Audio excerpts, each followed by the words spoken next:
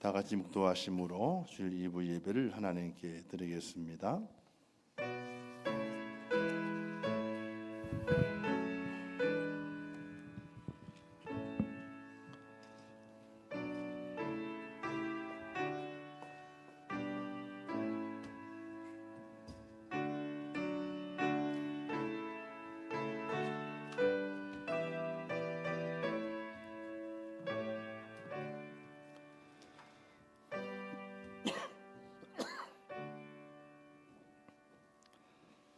내가 산을 향하여 눈을 들리라. 나의 도움이 어디서 올까?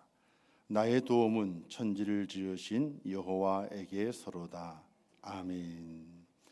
자비로우시고 은혜로우신 하나님 아버지, 저희를 사랑하셔서 하나님의 자녀 삼아주시고 천국 백성 삼아주심을 참으로 감사합니다. 또 이제 5월을 맞이해서 또 가정의 달을 저희가 지나면서 첫 주일 예배로 주 앞에 영광을 돌립니다. 하나님, 이 예배 가운데 함께 하시고 주의 성령께서 우리의 가정 안에, 우리의 가족들에게, 우리의 삶의 현장 속에 크신 은혜와 사랑을 베푸셔서 주님 앞에 더욱더 바르게 세워지는 우리의 가정이 되게 하시고 가족이 될 수 있도록 은혜를 베풀어 주시옵소서. 이 예배를 받아주실 것을 믿사오며 예수님의 이름으로 기도하옵나이다. 아멘.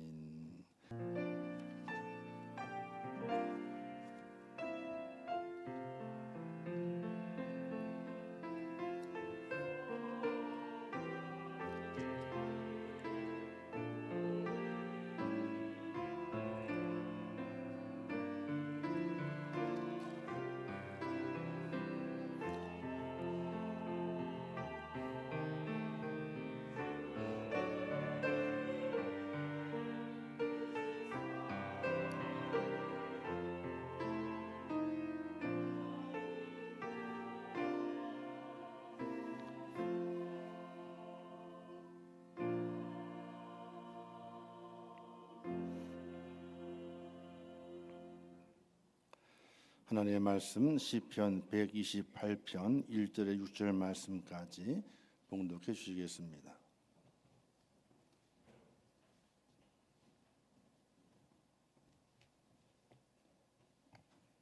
오늘 우리에게 주시는 하나님의 말씀 봉독하겠습니다. 여호와를 경외하며 그의 길을 걷는 자마다 복이 있도다. 내가 내 손이 수고한 대로 먹을 것이라. 내가 복되고 형통하리로다. 내 집 안방에 있는 내 아내는 결실한 포도나무 같으며 내 식탁에 둘러앉은 자식들은 어린 감람나무 같으리로다. 여호와를 경외하는 자는 이같이 복을 얻으리로다. 여호와께서 시온에서 내게 복을 주실지어다. 너는 평생에 예루살렘의 번영을 보며 내 자식의 자식을 볼지어다. 이스라엘에게 평강이 있을지로다.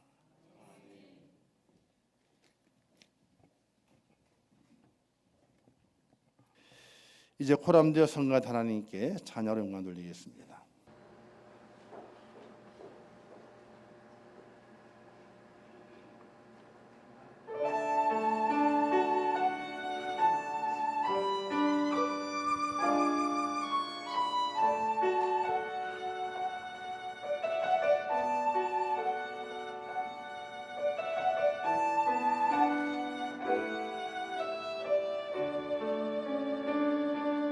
하나님이 너를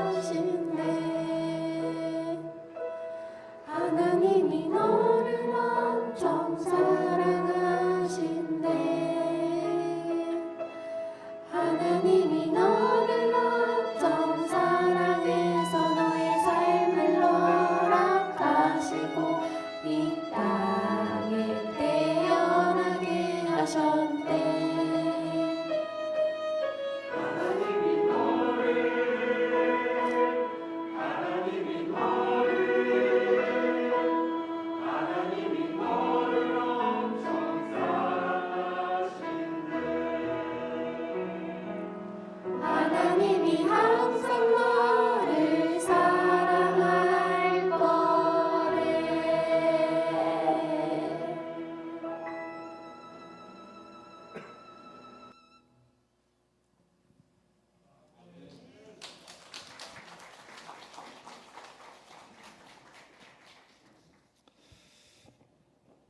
은혜롭죠? 오늘이 가정의 달 첫 주지만은 워낙은 이제 어린이 주일로 지키는 날입니다. 우리 주일학교 4명의 친구들 함께 성가대 같이 서서 또 하나님이 어떻게 한다고요? 엄청 사랑하신답니다. 아이들의 말이니까 그 맞는 말이. 어른이 하게 되면요 생각을 좀 해보겠지만은 아이들이 하는 말이기 때문에 정말 맞는 말이. 우리 네 친구가 나와서 우리 찬양했는데 다음에 더 아름다운 찬양과 영광 돌리는 씩씩한 하나님의 아들 딸이 될 수 있도록 형제봐서 하겠습니다. 수고했어요. 기도하겠습니다. 하나님 아버지, 은혜와 사랑을 참으로 감사합니다. 저희를 사랑하시고 내 안에 부르셔서 하나님의 자녀 삼으시고 또 하나님께서 아름다운 가정을 만드시사 이 땅에서 행복하고 하나님을 경외할 수 있도록 은혜 베푸심을 참으로 감사합니다. 가정의 달 또 첫 번째를 맞이해서 하나님의 영광을 돌리고 또 우리의 가정을 위해서 또 우리 자녀들을 위해서 또 우리의 가정의 모든 가족들을 위해서 기도하고 하나님의 은혜를 구할 수 있도록 붙드심을 참으로 감사합니다. 하나님의 도우심이 있어서 우리의 가정이 복을 받고 하나님의 은혜를 누리며 이 땅에 잘 되고 또 하늘에서도 큰 상이 준비되어 있는 복된 가정이 될 수 있도록 하나님 도와주시옵소서. 이 시간에 찬양을 돌린 우리 호남대 성가들 축복하시고 또 우리 어린 생명들 축복하사 그들이 하나님을 더 잘 섬기고 믿음으로 기뻐하면서 하나님의 사랑 가운데 잘 자라 하나님께 아름답게 쓰임 받을 수 있는 귀한 일꾼이 되게 하시고 큰 복을 받는 축복자가 될 수 있도록 은혜를 더하여 주시옵소서. 오늘 함께 예배드리는 모든 심령들이 은혜를 더하시고 하나님의 축복을 바라보며 말씀을 사모하며 그 말씀을 깊이 마음에 새길 수 있는 복된 시간으로 허락하여 주시옵소서. 함께 하실 것을 믿습니다. 예수님의 이름으로 기도하옵나이다. 아멘. 옆에 분 인사하겠습니다. 하나님께서 우리의 가정을 축복하실 겁니다. 인사하겠습니다. 하나님께서 우리의 가정을 축복하실 겁니다. 아멘. 자, 가정의 달 5월을 맞이하면서 가정은 무엇인가? 또 가족은 무엇인가? 어떤 가정이 복 있는 가정인가? 우리는 한번 생각을 해봐야 할 겁니다. 가정은 평안한 안식이 있고 가정은 축복의 통로가 되어야 되는 것이거든요. 얼마 전 저기 미얀마에서 강진이 발생한 일이 있습니다. 아마 이런 뉴스를 통해서 또 영상을 통해서 보신 적이 있으실 겁니다. 근데 미얀마에 발생한 강진이 태국까지도 영향이 끼쳐서 태국의 그 큰 고층 쌍둥이 빌딩 같은 것이 빌딩이 있었거든요. 그 중간이 다리로 연결되어 있습니다.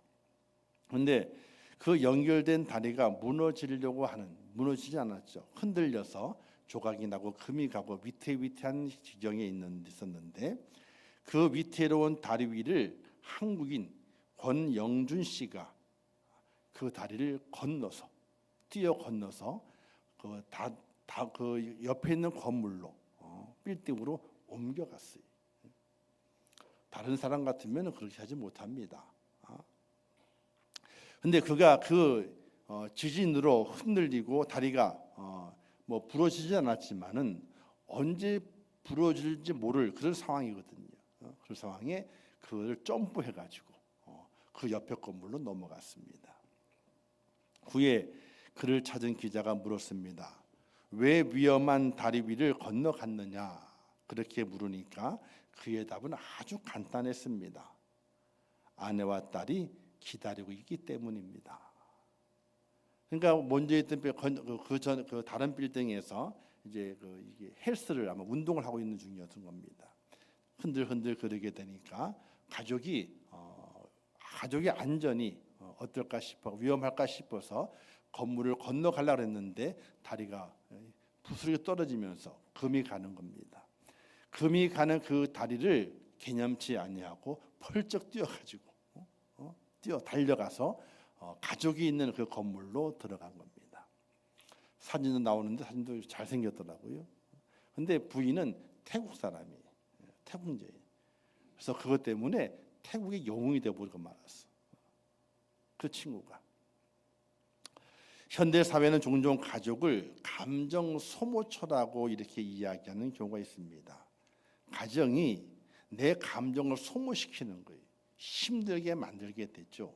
그런 감정의 소모처라고 이렇게 생각하고 있는 분들이 계시다고 합니다. 책임이 무겁게 느껴지고 가족을 단지 의무로 환원하는 경향이 있게 되는데, 그러나 하나님께서는 가족을 우리에게 주신 첫 번째 공동체로 창조하셨습니다.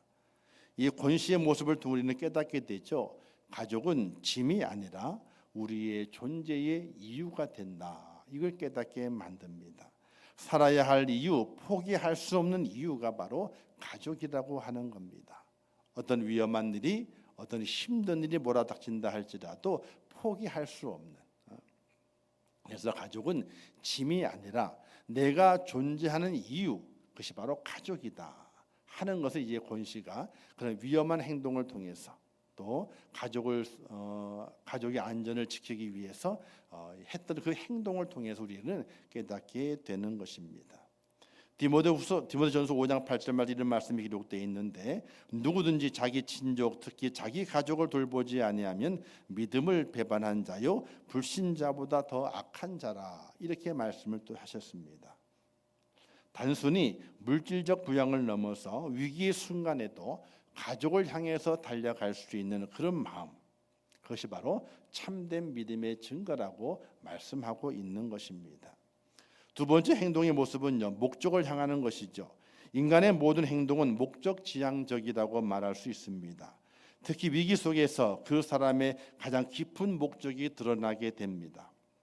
권씨의 질주는요, 단순한 생존 본능이 아니라 그가 살기 위한 것이 아니라 가족에게로 돌아가고 싶은 마음, 그 마음이 그를 달리게 한 것입니다.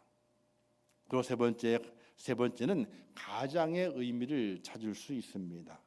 오늘날 가장이란 단어는 때론 시대에 뒤처진 개념처럼 여겨지기도 하죠. 가장이야, 그러면 옛날 얘기하고 있네, 이렇게 생각하는 경우가 많습니다. 그러나 성경적 의미의 가장은 권위의 상징이 아니라 책임과 사랑의 표현이라고 말할 수 있게 됩니다. 가장이란 두려움보다 사랑이 앞서도록 결단하는 사람, 무너지는 다리 앞에서도 가족을 향한 책임을 우선순위로 선택하는 그 사람이 가장인 것입니다. 바로 가장의 의미를 새겨볼 수 있는 겁니다. 내가 죽을 수도 있는데 정말 다리가 무너졌다면요, 살지 못했어요.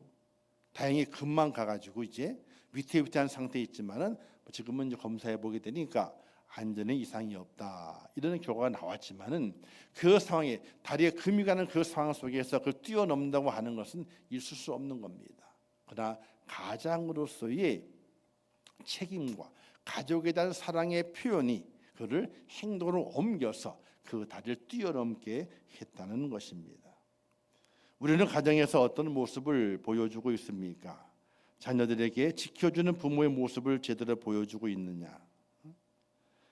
또 나는 누굴 향하여 달려가고 있는가? 우리는 깊이 있는 성찰을 또 가져야 될 줄 압니다.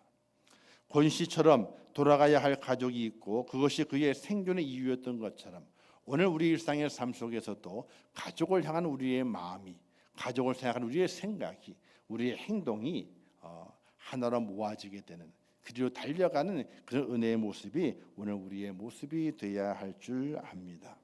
사랑하는 성도 여러분, 우리는 모든 인생이란 다리 위에 서 있습니다. 때로는 그 다리가 흔들리고 무너질 것 같은 순간에 찾아옵니다.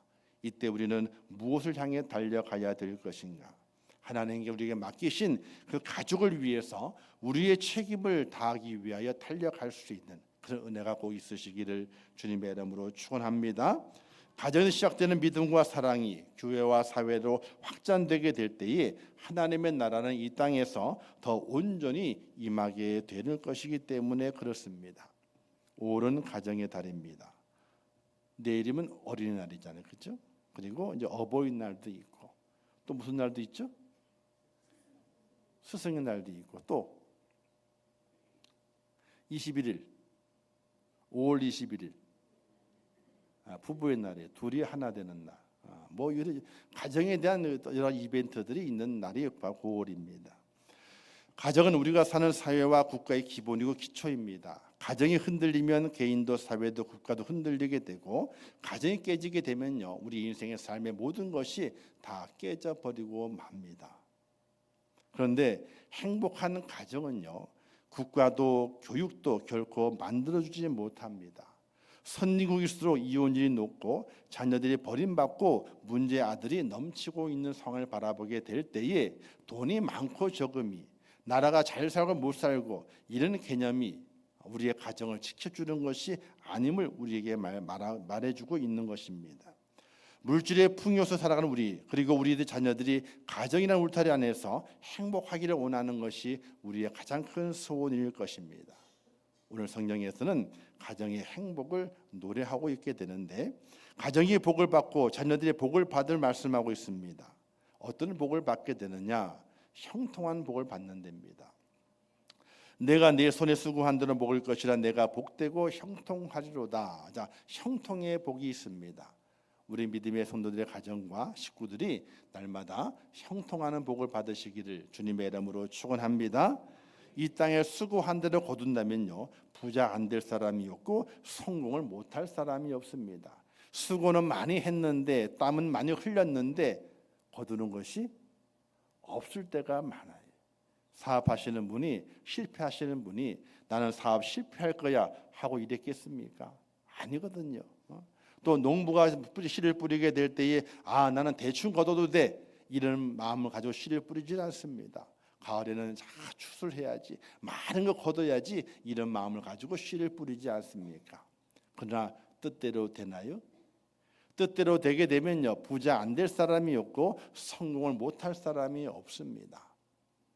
간절히 바라는 형통이 이루어져야 되는데 그렇게 되지 못하는 것을 보게 되죠. 하나님께서는 내가 형통할 것이라 이 복을 말씀하세요.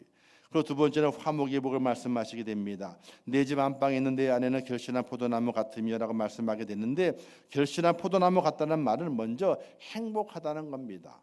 결실이 됐으니까 얼마나 화목하고 좋겠습니까? 행복을 말하게 되는데 행복이 없는 가정이 이 땅에 얼마나 많이 있습니까? 사실은 부부가 결합해서 살아가는 것이 참 어렵다 그럽니다. 사는 환경도 교육도 성격도 다르게 되는데 둘이 한 집에 살아가는 것이 참으로 어렵고 힘들다 그러게 됩니다. 행복이 없으면 남남이 아니라 남보다 더 못할 수도 있기 때문에 우리는 행복을 찾아가게 됩니다. 성경은 말씀하기를 행복한 복을 화목의 복을 우리에게 허락해 주신다라고 말씀하고 있습니다. 세 번째는 자손들의 복을 말씀하게 되죠. 내 식탁에 둘러 있는 자식들을 어린 감람나무 같으리라 말씀하게 됐는데 먼저 식탁에 둘러 앉은 자식들이란 하나님께서 출산의 복을 주신다는 것을 말씀하시게 됩니다. 그리고 또한 그 자녀들이 식탁에 둘러 앉아 있는 것은 부모의 말씀 안에서 잘 자라가게 되는 그런 상태를 말씀하게 되는 것입니다. 바로 어린 감람나무 같다는 말씀은 자손의 강성을 말하게 되는데 감람나무는요 생명력이 강해서 어떤 척박한 땅에서도 잘 자란다고 합니다. 열매를 맺는다는 겁니다. 즉 하나님의 복을 주시게 되는데 우리 자녀들에게 복을 주어서 어떤 환경 속에서 잘 이겨내고 강하게 성장하게 될 것을 말씀하시게 되고 또 부모의 울타리 안에서 아름다운 가정을 만들 것을 말씀하게 되는 겁니다. 좋은 복이죠. 그리고 네 번째는 신령한 복을 주신다 그러게 되죠. 여호와께 시온에서 내게 복을 주실지어다. 이 땅에 것도 복을 받아야 되지만요 하나님의 신령한 복도 받아서 하나님의 크신 은혜를 누리고 또 영생 복락을 누리는 축복의 은혜의 복을 우리가 받아 누려야 됩니다. 마지막 다섯 번째는 건강과 장수의 복을 준다는 말씀했습니다. 너는 평생에 예루살렘 번역을 보면 내 자식의 자식을 볼지어다 이스라엘의 평강이 있을지로다라는 말씀했는데 자식의 자식을 보는 복이란 건강과 장수의 복을 말하게 됩니다.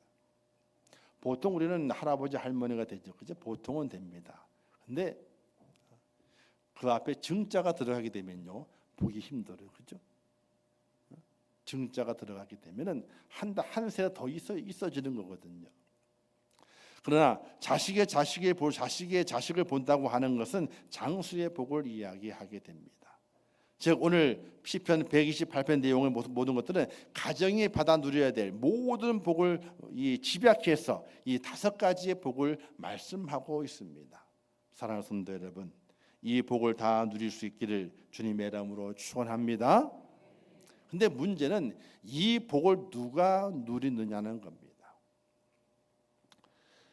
오늘 1절 말씀이 이렇게 말씀에 기록되어 있죠. 여호와를 경외하며 그의 길을 걷는 자마다 이렇게 시작을 하고 있고요.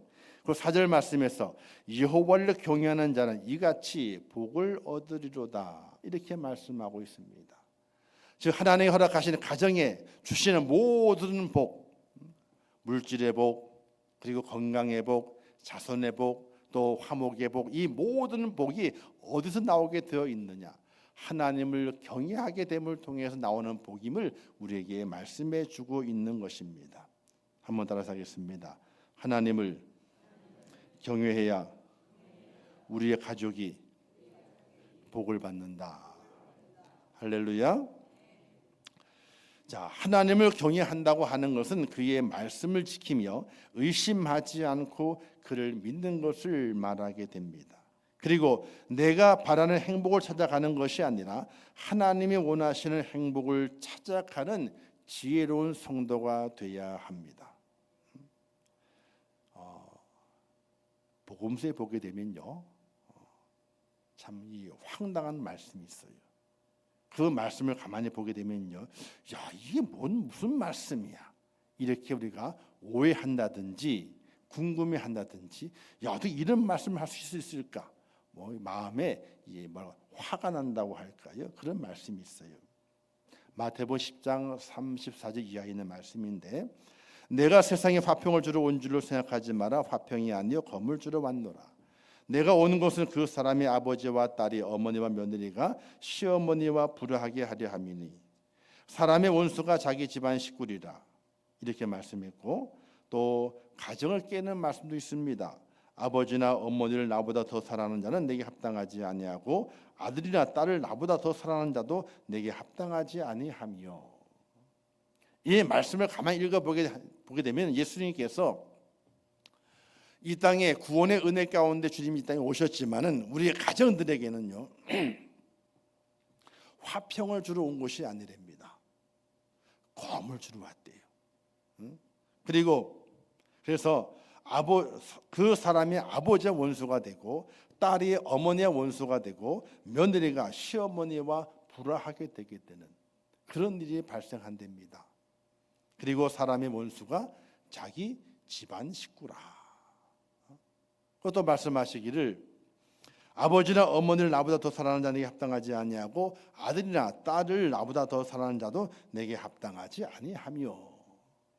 도저히 이해가 되지 않는 말씀이에요. 도저히 이해.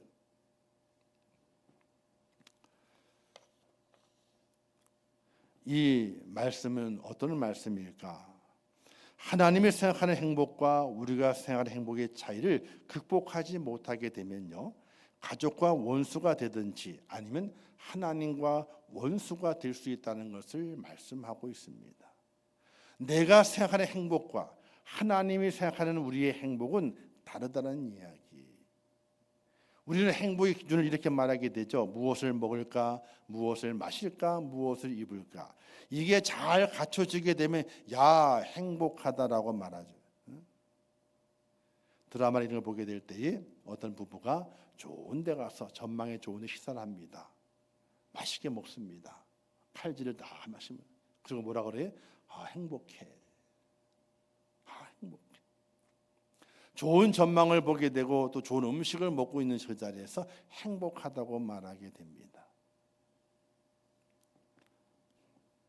우리의 행복은 그 행복의 조건이 있는 거죠. 무엇을 먹을까? 무엇을 마실까? 무엇을 입을까? 이 조건이 충족되어지게 될 때에 행복감을 느낍니다. 행복감을 느끼는 거예요. 그러나 진짜 행복은 아니에요. 행복의 감정, 행복의 분위기, 그건 느끼지만은 그게 진짜 행복은 아니에요. 하나님이 생각하는 우리의 행복과 내가 생각하는 행복의 차이가 있어요. 그 차이를 제대로 극복하지 못하게 되면요, 가족과 원수가 되든지 아니면 하나님과 원수가 되게 되는 그런 정말 어려운 일이 발생하게 되는 것입니다. 하나님을 바르게 경외해야만이 우리가 그 차이를 극복해 갈 수 있습니다. 자, 사랑하는 사람이 데이트를 합니다. 벚꽃도 보고요, 튤립도 보고요, 장미도 보고 걸어갑니다. 근데 계속 두 사람이 가까이 붙을수록 손이 계속 부닥치는 거예요. 손이 부닥쳐. 왜 부닥칠까요? 이유는 딱 한 가지. 손이 부닥쳐. 발걸음이 달라요. 발걸음이 두 사람이 동일하면요, 손이 부닥치질 않아요. 근데 그 발걸음이 달라. 다르기 때문에 가까이 가면 갈수록 계속해서 손이 부닥쳐요. 이해가 되세요? 되시면 끄떡이시고, 되시면 아멘 하시고, 안 되시면 노면해야 되나? 자, 사랑하는 사람과는요 늘 가까이 있어야 되잖아요, 그렇죠? 근데 가까이 가면 갈수록 계속 부딪히는 거예요. 그럼 뭐가 안 맞느냐? 그 사람과의 발걸음이 안 맞아요. 같이 오른발을 떼야 되고 같이 왼발을 떼야 되는데 이쪽이 오른발을 떼게 될 때는요 왼발을 떼는 거예요. 그러면 손이 부닥치게 돼 있어요. 방향이 달라서. 한번 나중에 해보세요. 부부간에 가면서 한번 우리 따로 해볼까? 그러면 손이 떨어지면 부닥칠 일이 없어요. 왜? 닿질 않으니까. 떨어지면 안 부닥치는 거예요. 근데 가까우면 가까울수록 더 부닥치게 돼 있어요. 그 부닥침은 발걸음이 다르기 때문에 그래요. 어떤 때는 보폭이 다를 수도 있고 속도가 다를 수도 있고 그냥 방향이 다를 수도 있기 때문에 계속해서 부닥치는 거예요. 하나님을 경외한다고 하는 것은 다른 것이 아니라 바로 하나님의 그 발걸음에 오늘 우리가 그 발걸음을 맞춰야 돼요. 그게 바로 하나님을 경외하는 거예요. 그러면 하나님의 생각하시는 그 행복이 내 속에 들어와서 내 가정이, 내 가족이, 내 삶이 행복해지게 되는 거예요. 내 딴에는 내가 믿음 생활 잘하고 있는데, 열심히 하고 있는데 왜 자꾸 부닥치지? 그는 하나님의 발걸음과 내 발걸음이 다른 거예요. 하나님의 생각과 내 생각이 다른 거예요. 다르기 때문에 부닥침이 있는 거예요. 이걸 극복해내야 돼요. 그러면 누가 그 발걸음을 맞춰야 돼요? 틀린 거를? 하나님이 내게 맞춰야 될까요? 내가 하나님께 맞춰야 될까요? 당연해요. 내가 하나님께 맞춰야 돼요.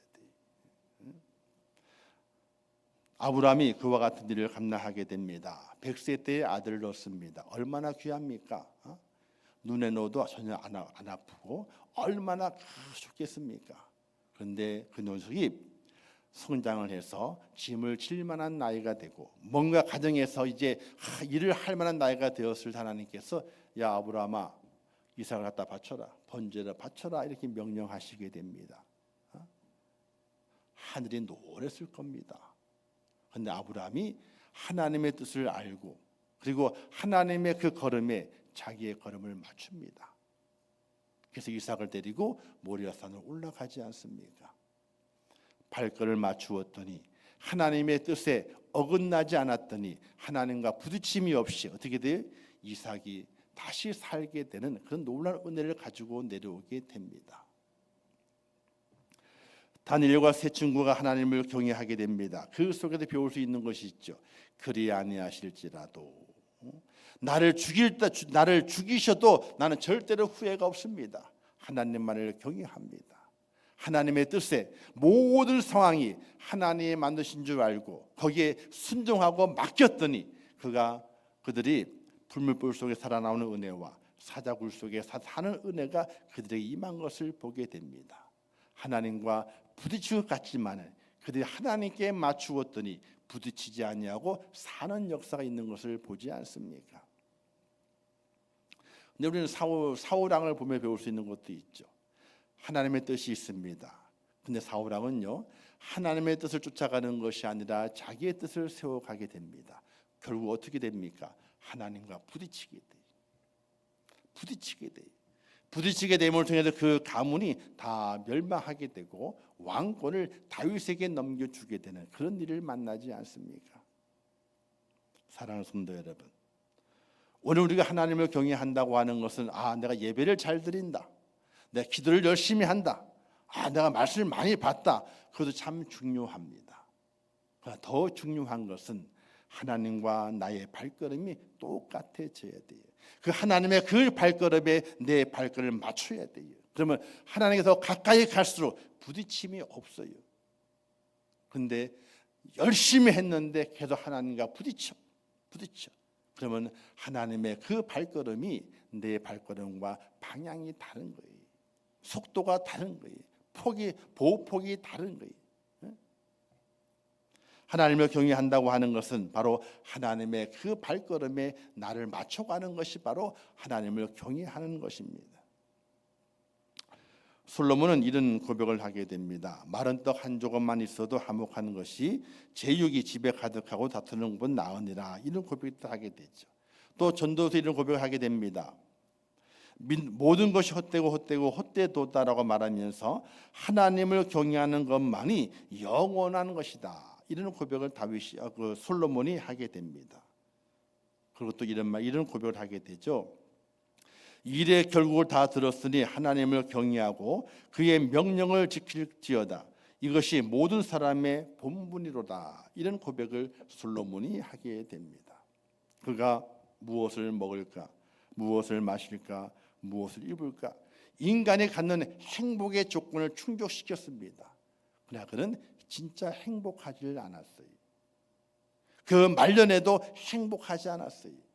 그 이유는 하나님과의 관계 속에서 부딪힘이 생기는 거예요. 보폭이 달라요. 방향이 달라요. 그래서 계속 부딪히는 거예요. 사랑하는 성도 여러분, 우리가 가정의 날을 보내면서 우리의 가정이 행복하고 우리의 가정에 기쁨이 넘치기를 간절히 원하는 마음이 있습니다. 먹을 것이 많고 마실 것이 많고 또 입을 것, 누릴 것이 참 많습니다. 그것을 인해서 우리 행복을 찾는다면요, 행복감은 느낄 수 있습니다. 그러나 진정한 행복은 거기에 없다는 사실이에요. 진정한 행복은 하나님을 경외하고 하나님의 그 마음에 나를 맞추고 하나님의 그 발걸음에 나를 맞추게 될 때에 그때 진정한 행복이 있어서 우리의 가정이 하나님의 축복을 누리고 이 땅에 잘 되고 장수하게 되고 하늘나라에도 큰 상이 준비되는 복되는 가정이 된다는 사실을 믿으시기를 주님의 이름으로 축원합니다. 그러면 부딪히지 않기 위해서는 어떻게 해야 될 것인가? 두 가지 방법이 있어요. 첫 번째는요, 일단 발을 잘 맞춰야 돼요. 우리가 군대 제식 훈련 하게 될 때면 제식 훈련의 처음이 뭐냐면요, 걷는 거예요. 앞으로 갓, 뒤로 돌아 갓 하잖아요, 그렇죠? 그럴 때 보게 되면요, 꼭 발이 틀린 친구가 있어. 그럼 어떻게 해요? 발이 틀렸으면요, 그때 고치는 방법이 있습니다. 그걸 짝발을 뛴다 그래요. 탁구닥, 그죠?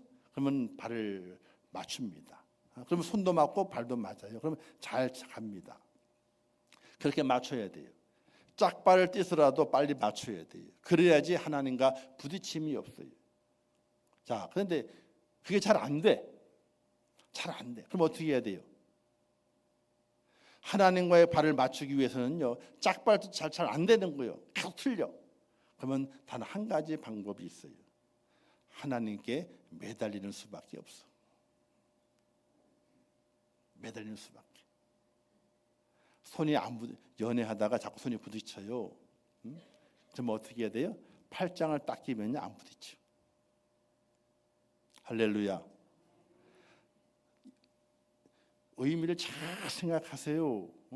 그냥 지나가는 것이 아니라 짝발을 떼도 발을 못 맞추는데 팔짱을 딱 끼면 맞춰질까? 맞춰줘요. 아니 안 맞춰지더라도 부딪히지는 않아.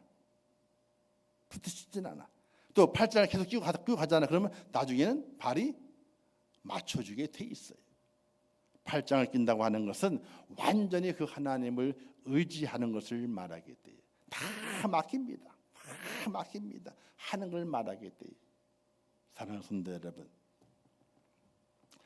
축복된 가정이 되는 것은요, 집에 먹을 것이 많다, 또 마실 것이 많다, 또 입을 것이 많다, 이것으로 하나님의 축복이 내 가정에 임하는 것이 절대로 아니에요. 행복감은 느낄 수 있습니다. 야, 내가 행복하게 사는구나, 감은 느낄 수 있다니까요.